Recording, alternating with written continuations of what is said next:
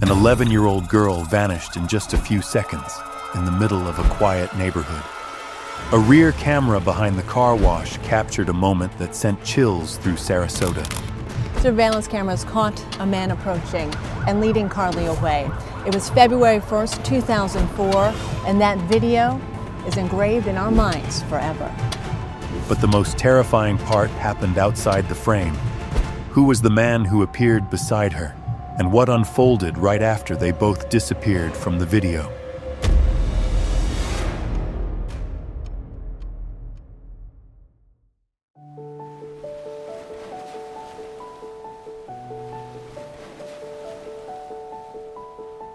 Carlie Jane Brucia was born on March 16, 1992, in Long Island, New York, to Joseph Brucia and Susan Shorpen.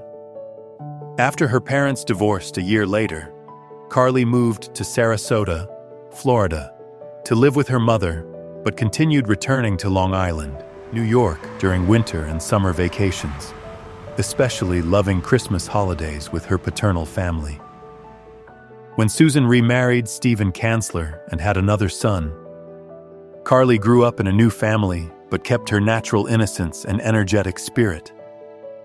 Teachers described her as sweet and outgoing, while the principal called her the bright light of McIntosh Middle School, where she was a 6th grader. She loved cats, enjoyed Jennifer Lopez's music, liked shopping, and cherished spending time with friends. Every day at school, she greeted everyone with a hug and a warm smile. Carlie sang in the choir, enjoyed sports, and was seen as a girl full of life. On February 1, 2004, while the United States was immersed in the excitement of the Super Bowl, with nearly 90 million viewers watching the game between the New England Patriots and the Carolina Panthers, along with the much-talked-about halftime performance by Justin Timberlake and Janet Jackson, a completely different scene was unfolding in Sarasota, Florida. As families gathered around their televisions, authorities in Sarasota had to launch a large-scale search for an 11-year-old girl who had disappeared without a trace.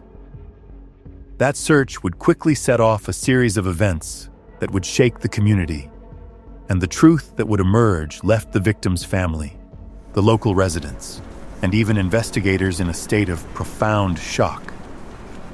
On February 1, 2004, Carlie Brucia had just enjoyed a fun sleepover at a friend's house and planned to head home to watch the Super Bowl with her family.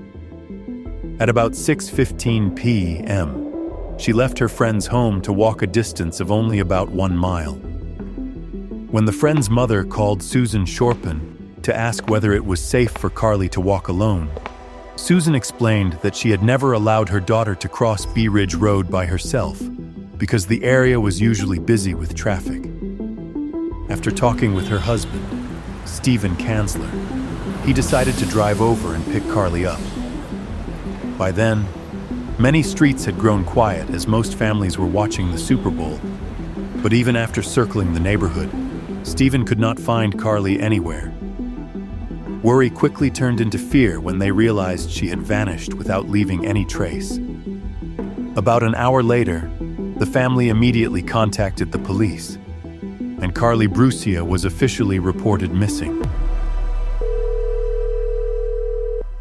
911, what's the location of the emergency?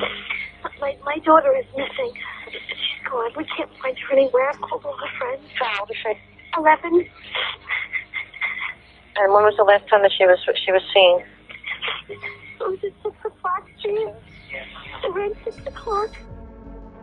Police were quickly dispatched to Carlie Brucia's home and began gathering initial information about her disappearance.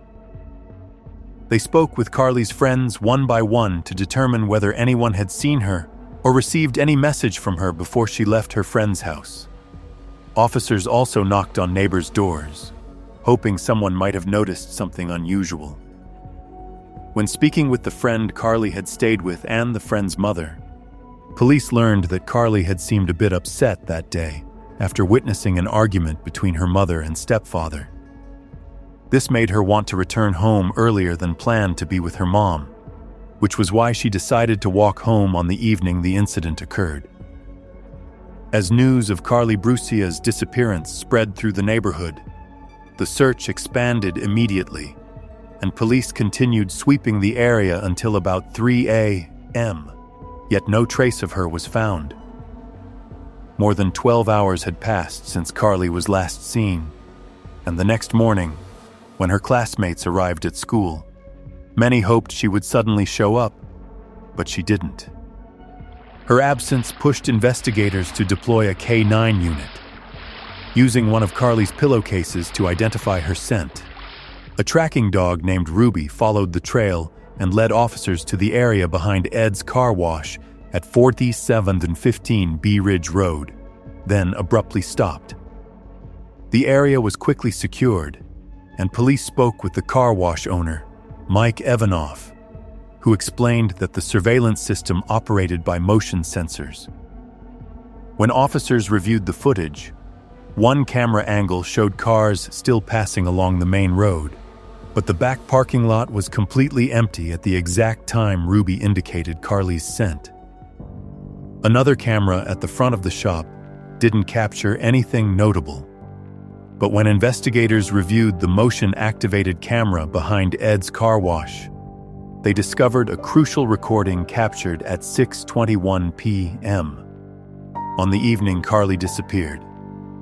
The footage showed a young girl wearing a red shirt, blue jeans, and a pink backpack, exactly what Carlie had been wearing when she left her friend's house. Just seconds later, a man entered the frame. He appeared to be about 5 feet 8 inches tall, with dark hair, a tattoo on his arm, and a mechanic-style uniform with a blurred name patch that couldn't be read. The camera recorded the man stopping in front of Carlie, exchanging a few words, then taking hold of her arm and guiding her away from the area.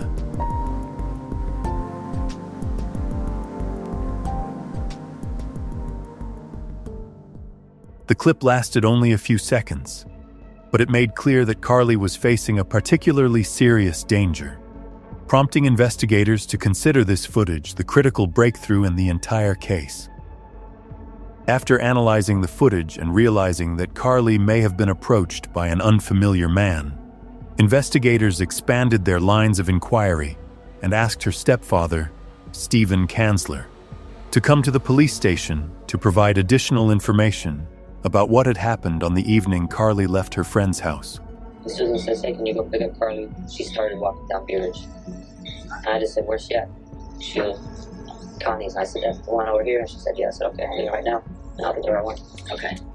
Stephen Kanzler explained that he sensed something was wrong from the very beginning because Carlie never changed her plans on her own. She always called to let the family know where she was and what she was doing. Based on the call records, investigators quickly ruled Stephen out as a suspect. However, his statement provided an important detail. Stephen said that while driving along Bee Ridge Road looking for Carlie, he noticed a red pickup truck going back and forth several times before turning into the area of Ed's car wash. When he reached Carlie's friend's house, the place where she had left earlier that evening, he again saw a red pickup truck parked right in front and was certain it was the same vehicle he had seen on the road. This detail drew investigators' attention to the man in the surveillance footage, who was wearing a mechanic-style uniform commonly seen on tow truck drivers. Upon checking, police discovered that the owner of the red pickup truck was a man named Ron, who happened to be temporarily staying at the friend's house where Carlie had slept over and had been there since the previous night. Ron was immediately brought in for questioning. Carlie spent the night Saturday? Yes. Anything? Sunday morning, I woke up. I don't know, nothing happened Saturday night. Okay. You know, they were giddying all night long. You know, I was sleeping in the other room. So I woke up Sunday morning, like I normally do, get up, get ready for work. So if you didn't see her at any point after During the day? during No. the day, or if you went to work, Absolutely not. is that what you wore to work Sunday, or did you No, actually, I had a Super Bowl shirt on yesterday. a gray shirt? They showed Ron the images taken from the car wash camera, which captured Carlie, and the unidentified man. The purpose was to determine whether Ron recognized this individual or had any connection to the appearance of the red pickup truck at the scene. Who's that? I haven't the slightest idea, so it's definitely not me. It does look like me, doesn't it, though? Yeah, it kind of looks like you. That's why we're talking to you. Wow. Yeah, that definitely would not be me there. To be honest. The deputies that you spoke to that night think that that's you. It's not me. Blow it up. Do what you got to do. You verify my time, where I was. You know, I'm more than glad to work with you guys and anything. Believe me, there is no way. I mean, that was me. Honestly, honest to God, no way at all. I would never put anybody through that. No way. How do we get past that, though? That's verifying where I was at 6:21. After reviewing Ron's statement, investigators spoke with his supervisor and confirmed that Ron had been at work at the time Carlie disappeared. His time clock records matched completely. A search of the red pickup truck was conducted immediately afterward, but no unusual signs were found, so Ron was officially ruled out. This meant detectives still had no identification for the man seen in the footage, nor any idea where Carlie had been taken. The video was later shown to Susan Shorpen, but she did not recognize the man. That realization made the Sarasota community even more anxious, especially since many residents lived less than 300 feet from where the incident occurred, yet heard nothing unusual. And it had all happened while it was still daylight. A reward of $25,000 was announced to encourage the public to provide any information that might help identify the person who had led Carlie away.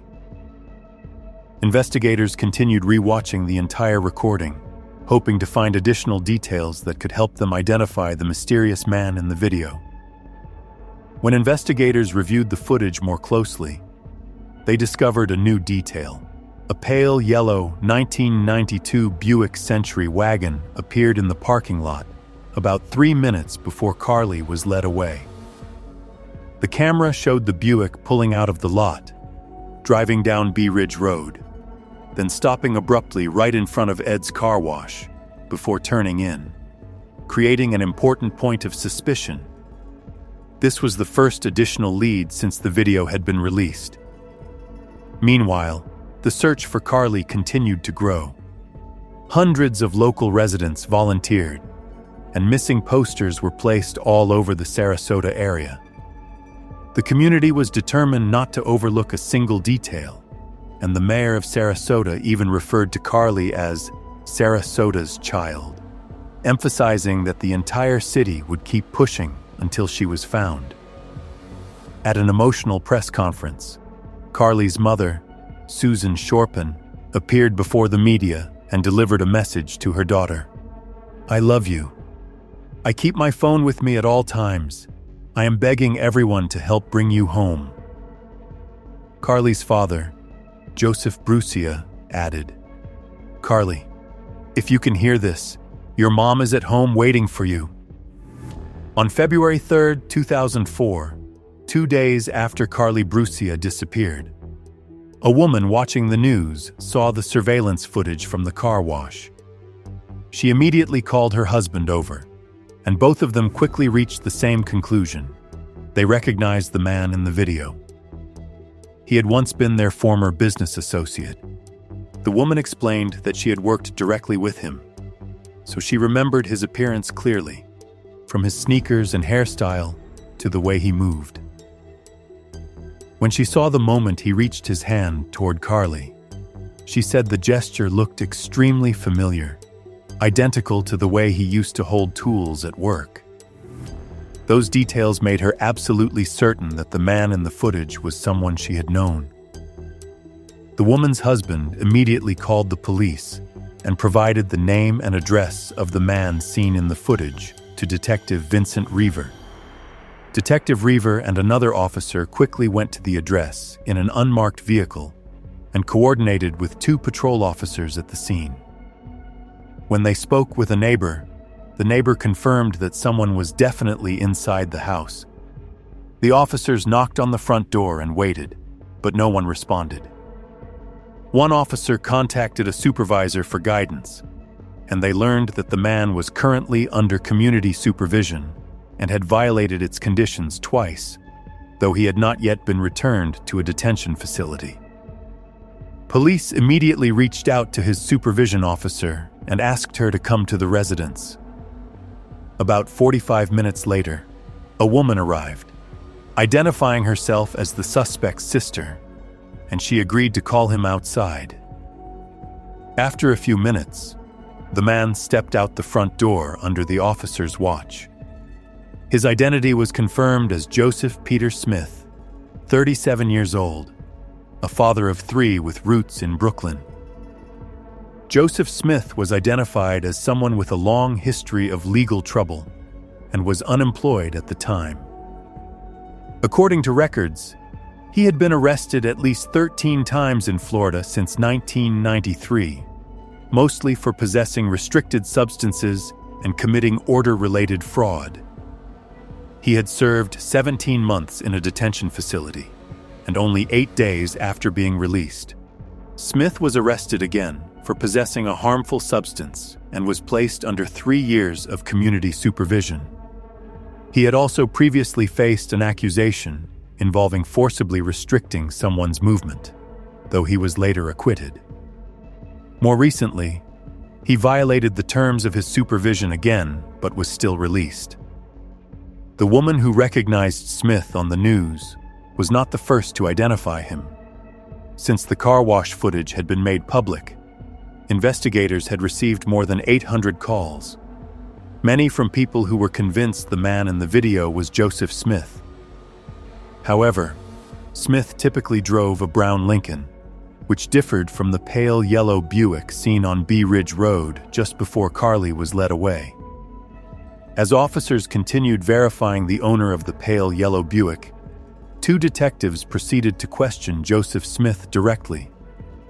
They asked him about his whereabouts on the day Carlie disappeared and whether he had been at the car wash, but Smith denied it. When an officer asked to see the tattoo on his arm so they could compare it with the surveillance footage, Smith seemed confused and asked why he was being questioned. The officers explained that they were investigating a case involving a minor being taken and needed to confirm information.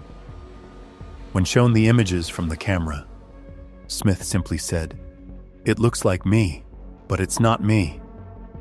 He agreed to allow a search of the vehicle he used in the room he was renting. Inside Smith's room, police did not find anything directly connected to Carlie, but they did discover a mechanic-style uniform with a name patch on the front.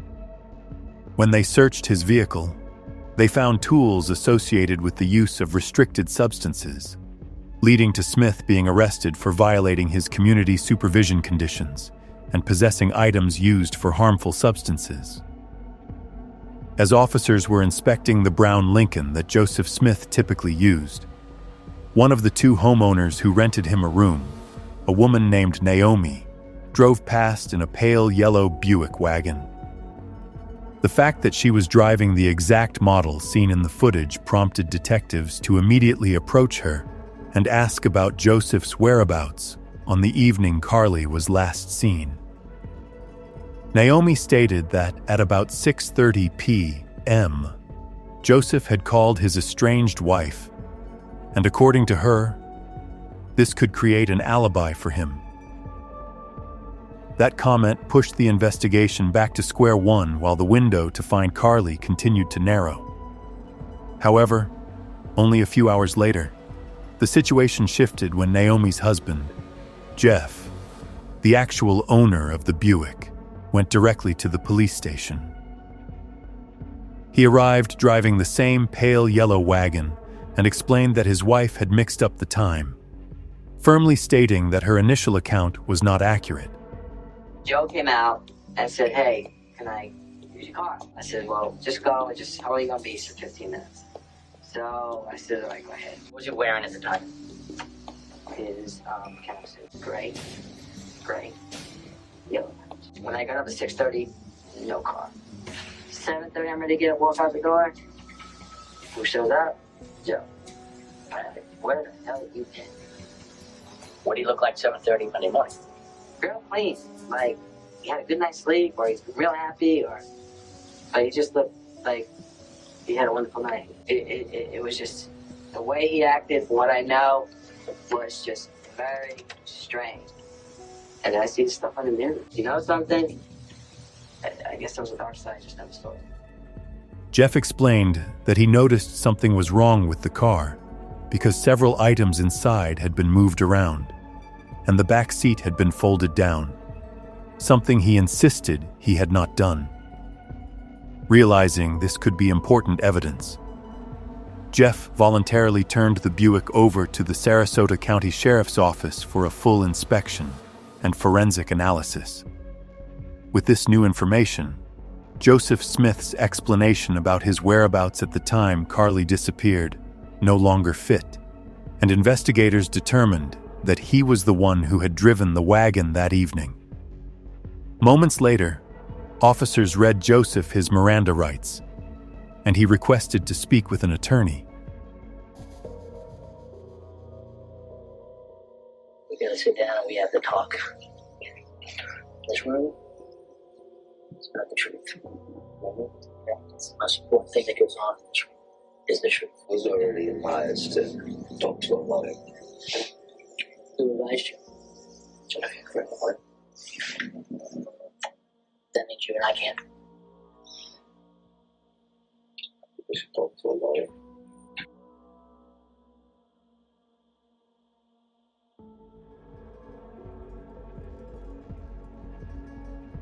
On the evening of February 4th, Joseph Smith's brother, John, arrived at the police station, where he spoke with FBI agents.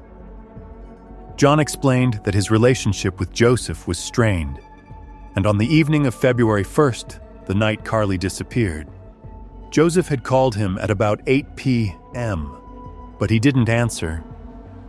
The next day, while John and his girlfriend were watching the news, they saw the surveillance footage from the car wash.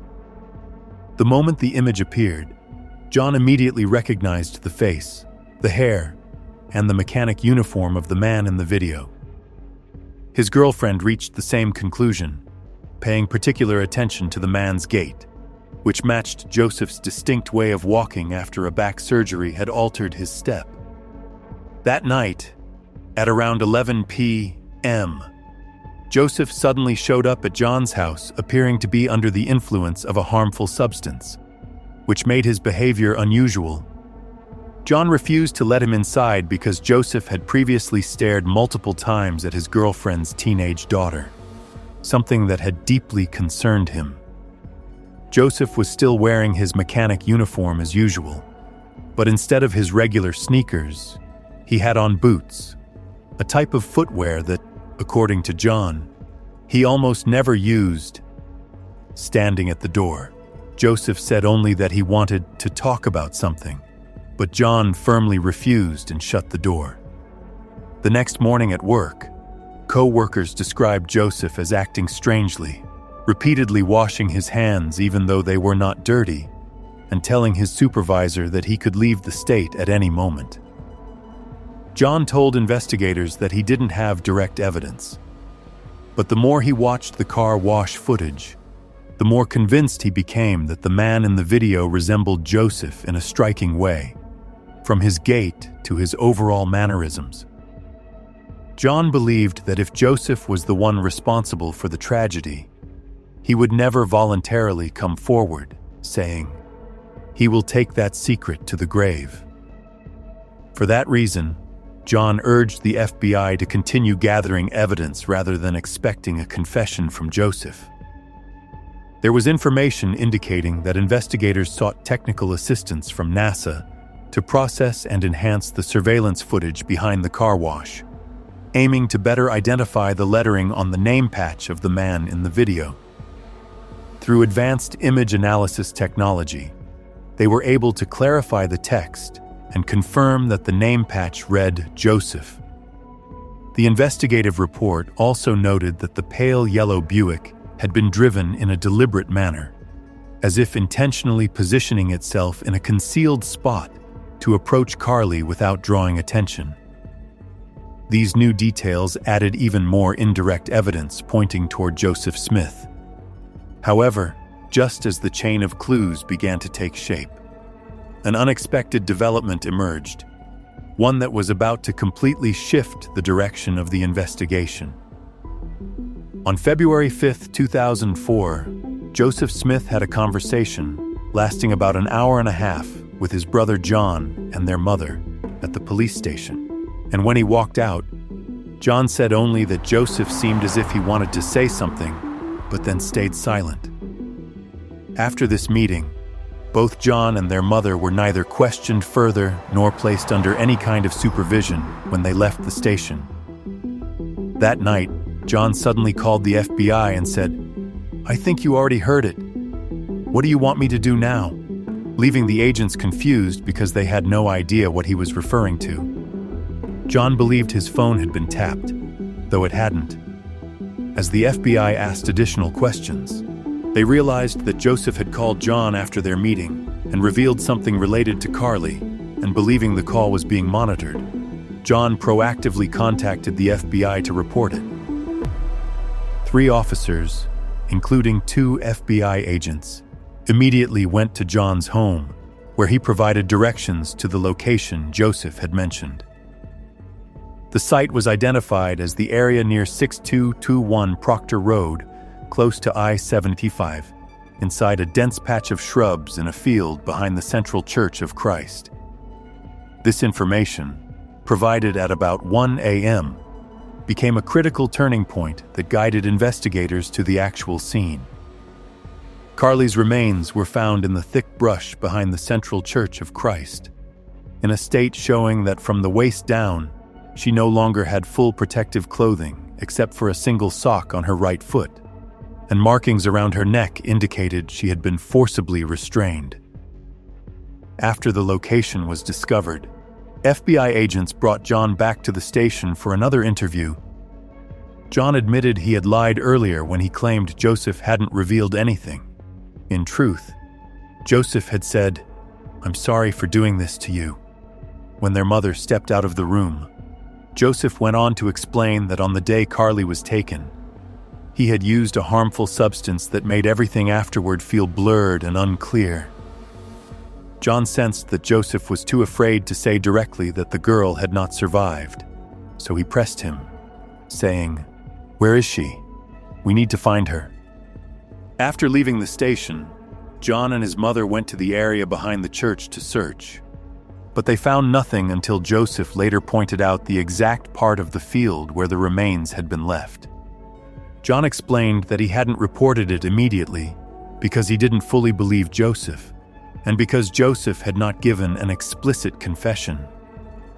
He also said he went to the area first to confirm whether Joseph's account was true, and that if Carlie had still been alive, he planned to take her away, give her money, capture proof, and then sell the information to the media to hire an attorney for his brother.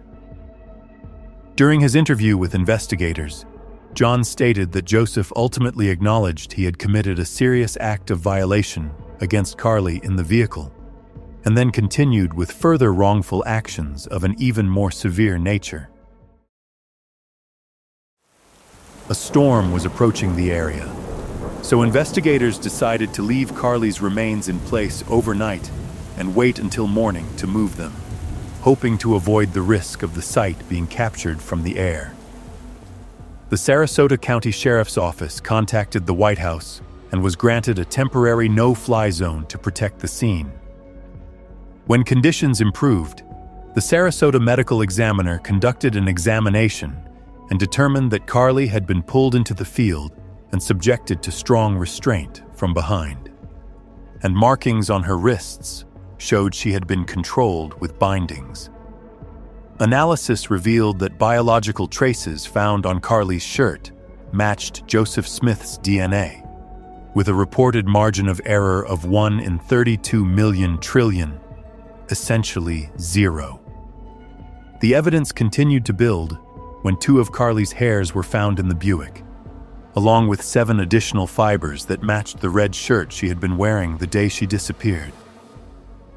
Investigators also learned that Joseph had intentionally scattered her clothing and pink backpack into different trash bins in an attempt to eliminate anything connected to the incident. Sheriff Bill Borwell was given what every officer considers the heaviest duty, informing Susan Shorpen of the results of the investigation. When he arrived at her home and delivered the news, Susan broke down, crying and screaming in anguish, convinced that the person responsible for the tragedy had taken her daughter's life away. Afterward, Sheriff Borwell had to step before the public to issue the official announcement, and his voice tightened with emotion as he read the update confirming that Carlie's remains had been found. The body of a beautiful 11-year-old girl, Carlie Brucia, has been found. Joseph Smith is under arrest for the abduction and murder of Carlie. Carlie's friends, family members, and many people in the local community who had spent days searching for her gathered at the Central Church of Christ to lay flowers and pay their respects. McIntosh Middle School, where Carlie was a student, announced that after the news confirming the discovery of her remains, the school would open its doors to the community and offer counseling services for those affected. The impact of the case was so profound that many parents grew fearful, some not even allowing their daughters to walk as far as the mailbox. The community later held a prayer vigil outside Carlie's home as a way to show love and support for her family, with banners and posters reading, "We love Carlie." Carlie's father, Joseph Brucia, expressed gratitude for the community's support and said he deeply appreciated every effort people had made throughout the search. On February 9th, Joseph Smith had a conversation with his mother in which she tried to comfort him, telling him that the best thing he could do was explain that this had been a serious, unintended incident. Joseph repeated that everything had happened like an accident, and his mother rejected the idea that he had deliberately caused the tragedy. But she also reminded him that the public, the media, and even local officials were extremely outraged by what had happened. One day later, on February 10th, a memorial service for Carlie was held, drawing a large crowd, including Sheriff Bill Borwell. For the community, this was the heartbreaking outcome they had prayed would never become reality. On February 20th, 2004, Joseph Peter Smith was charged with unlawfully taking Carlie, committing a severe act of misconduct, and an additional highest-level offense connected to the loss of the victim's life. Because the case took place in Florida, he potentially faced the state's most severe penalty under the law.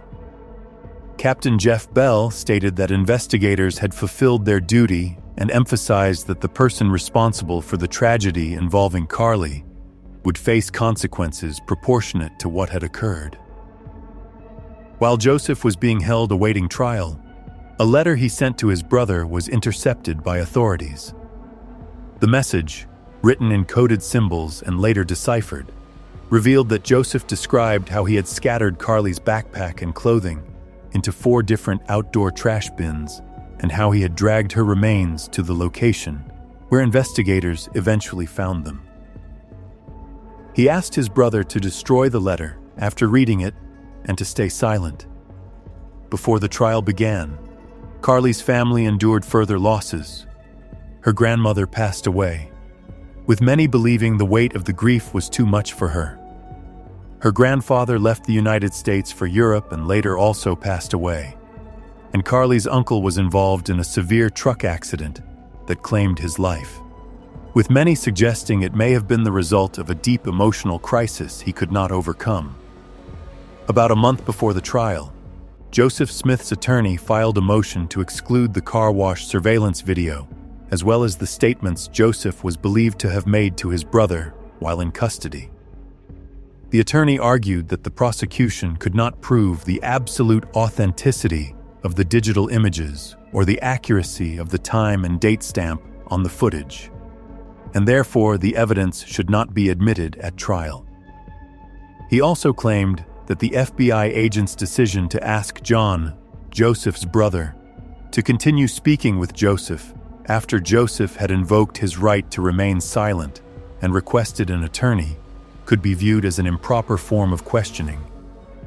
However, an FBI agent explained that John himself had voluntarily offered to speak with Joseph to see whether he would willingly share more information, and that the conversation only took place after authorities had received approval from Joseph's attorney. When Joseph Smith's trial officially began, the prosecution presented a body of evidence considered highly compelling. The car wash surveillance video capturing the moment Carlie was led away. The data related to the pale yellow Buick. The determination that Smith was the one driving that vehicle at the relevant time. The matching DNA samples found on Carlie's clothing, and especially the fact that Smith was able to indicate the location of her remains.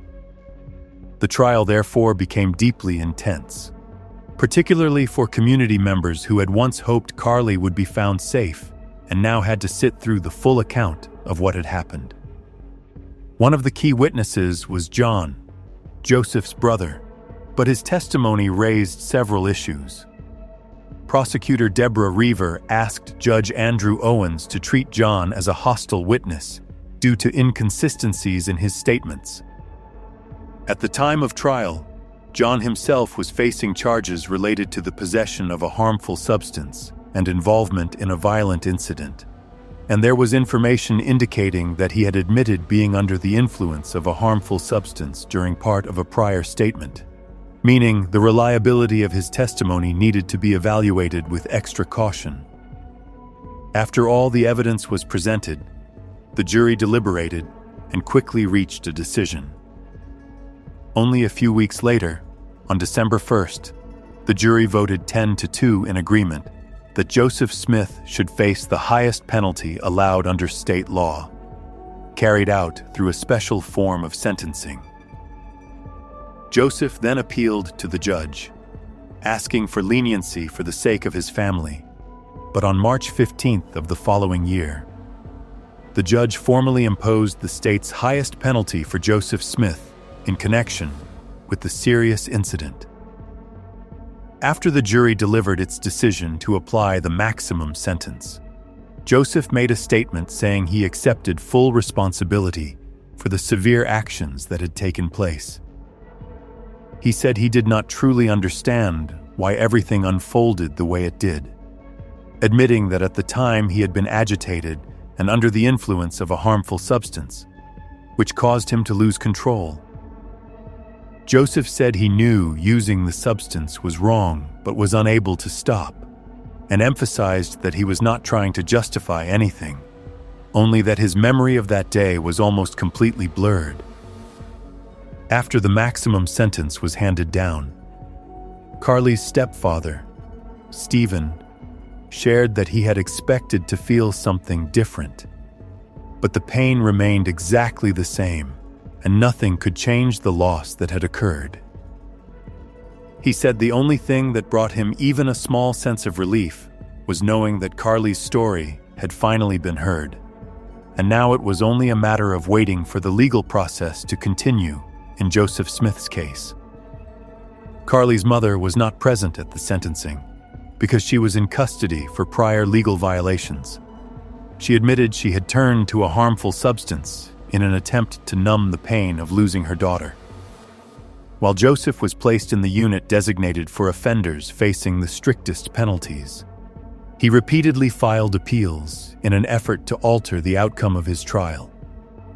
However, up to that point, none of his appeals had been accepted, and the legal system was now preparing to enter a new phase regarding his case. Joseph spoke out in criticism of the justice system, saying that failures in supervising and handling repeat offenders had contributed to the tragedy involving his daughter. He pointed out that Joseph Smith had violated the conditions of his supervision, yet was still allowed to remain on probation instead of receiving a stricter consequence, and that reality left him feeling deeply unfair. As he looked further into the issue, Joseph realized that many families across the United States had faced similar situations in which their loved ones became victims of individuals who were on early release or under supervision. From that realization, he reached out to Congresswoman Katherine Harris to call for changes that could prevent such tragedies from happening again. Congresswoman Harris later introduced Carlie's Law, a bill aimed at tightening regulations on repeat offenders and strengthening tools designed to protect children. At the press conference, she emphasized the urgent need for action to keep communities safe, and Representative Nick Lamson, a co-sponsor of the bill, also affirmed the responsibility of lawmakers to respond when serious incidents impact children. Carlie's Law was designed to require that individuals under federal supervision be returned to custody if they committed further serious misconduct, including actions suggesting an intent to approach a child under 16 or behavior that posed a high risk to the community. The bill also proposed extending the Amber Alert budget for an additional year to strengthen the system's ability to issue alerts when children were placed in dangerous situations. However, because the cost of implementing the law could be substantial, some officials expressed concern, including the head of the state correctional system, who estimated that total expenses could reach nearly $1 billion. In response, Joseph argued that placing financial considerations above children's safety was unacceptable, insisting no one should weigh a child's protection against cost. The bill initially failed to pass due to time constraints, but Congresswoman Katherine Harris stated she would reintroduce it with broader provisions aimed at addressing gaps in child protection practices and preventing similar tragic incidents. Even so, Carlie's Law was ultimately never brought back before the legislature. Deputy Chief of the Bradenton Police Department, Paul McWade, confirmed that Joseph Smith was also being considered in connection with the tragic case of 25-year-old Tara Riley. He explained that authorities planned to speak with Smith about the matter while he was still housed in the unit designated for offenders under the strictest penalties. Earlier, in March 2000, Tara Riley's body had been found in a retention pond behind a Walmart in Florida. Although several leads emerged, none of the evidence was strong enough to be conclusive. Witnesses reported that before she disappeared, she had been involved in an argument with someone in the parking lot. 2 years later, police questioned a man who matched the description, but there was not enough to charge him. The case eventually stalled, and as time passed, the hope of identifying who was responsible for the tragedy grew increasingly faint. However, 6 years later, in a recorded phone call, the name Tara Riley suddenly came up again. While in custody, Joseph called his brother and his mother. During the conversation, they asked him whether authorities had mentioned anything about Tara's case. Joseph's brother, John, who had once worked with Tara, said that just before the tragic incident, Tara had rejected Joseph, and that rejection might have angered him. John believed that this emotional wound could be the reason Joseph was suspected of being connected to her case. He expressed his hope that investigators would eventually uncover the truth, because Tara was a gentle young woman whose future had been taken far too soon. 17 years after Carlie's case, major news confirmed that Joseph Smith, at 55 years old, had passed away at Union Correctional Institution on July 26, 2021.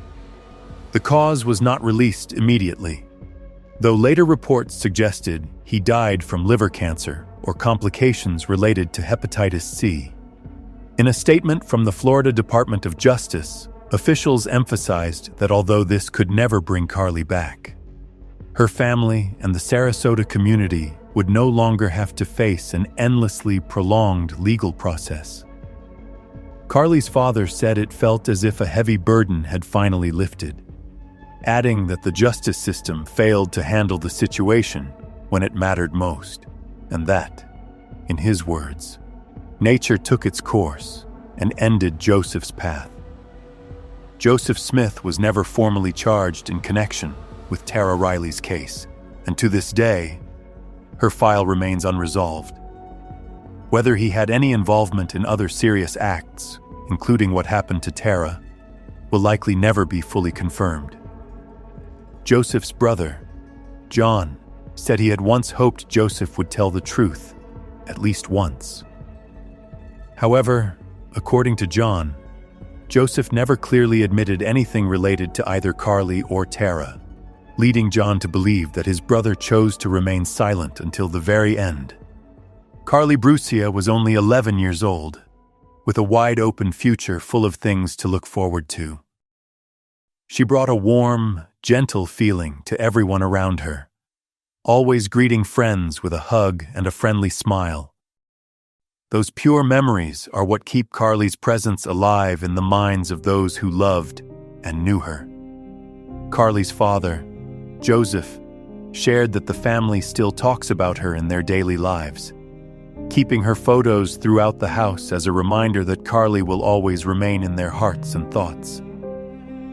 When looking back at the entire case of Carlie Brucia, the clearest lesson we can draw is the importance of community awareness and our shared responsibility to protect children. Every detail of this story is not only a reminder of a tragedy that took place, but also a wake-up call that any one of us can be the person who speaks up when something around us doesn't feel right. Thank you for taking the time to follow today's story in this true crime documentary journey.